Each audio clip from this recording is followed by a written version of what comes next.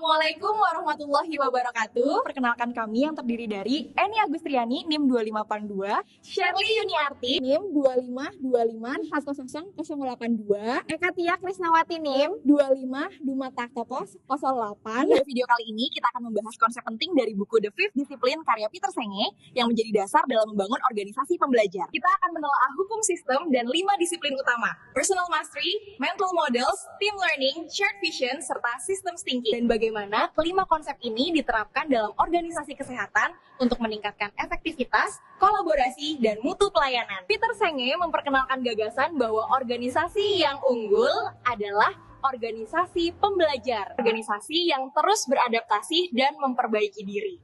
Ia mengidentifikasi 5 disiplin utama, yaitu personal mastery, mental models, shared vision, team learning, systems thinking. Berikut ini, marilah kita melihat contoh penerapan Fifth Discipline. Pagi itu, suasana kantor terasa berbeda. Raka membuka rapat mingguan dengan satu pertanyaan sederhana. Bagaimana kita melihat proyek ini sebagai sebuah sistem, bukan potenggen-potenggen tugas? Itulah langkah pertama. Berpikir sistem, alih-alih menyalahkan keterlambatan pengiriman. Tim memetakan alur end-to-end, dari riset, desain, approval, hingga distribusi. Mereka melihat titik hambatan approval berlapis dan komunikasi antar divisi yang berjarak sebagai bagian dari pola. Bukan kesalahan personal, Maya menambahkan. Kalau kita ubah satu bagian, efeknya bisa merambat ke seluruh alur.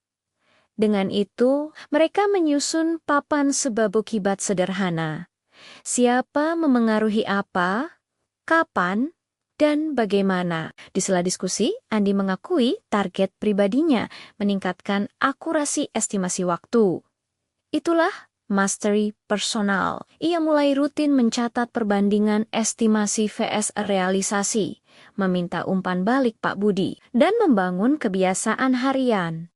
15 menit refleksi, 30 menit fokus mendalam. Setiap hari 1% lebih baik, katanya. Sinta membukakan ruang bagi mental model pola pikir yang tidak terlihat. Kita sering percaya approval banyak itu aman, ujarnya. Padahal menambah waktu tanpa meningkatkan kualitas, tim lalu menantang asumsi lama. Mereka menyederhanakan alur persetujuan menjadi 2 tingkat, dengan kriteria jelas dan batas waktu tegas. Saat visi bersama dibahas, Maya menggambar di whiteboard dalam 3 bulan. Kita ingin pelanggan menerima update tepat waktu, dengan 0 rush dan 0 revisi mendadak. Visi itu bukan slogan.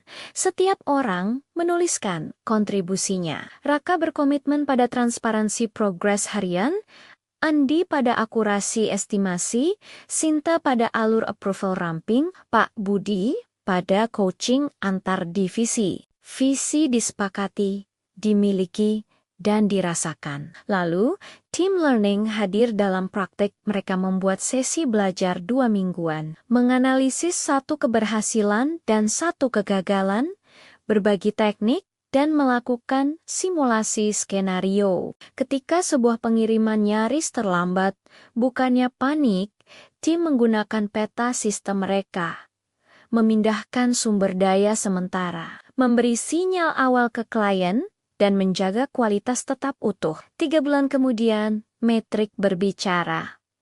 Waktu siklus turun 28%. Revisi mendadak menurun drastis. Kepuasan pelanggan naik. Namun lebih dari angka, mereka berubah cara melihat pekerjaan sebagai organisme hidup yang saling terhubung. Raka menutup rapat dengan senyum. Fifth Discipline bukan teori di buku ini, cara kita bekerja. Decanter itu, berpikir sistem menuntun arah, mastery personal, menguatkan langkah.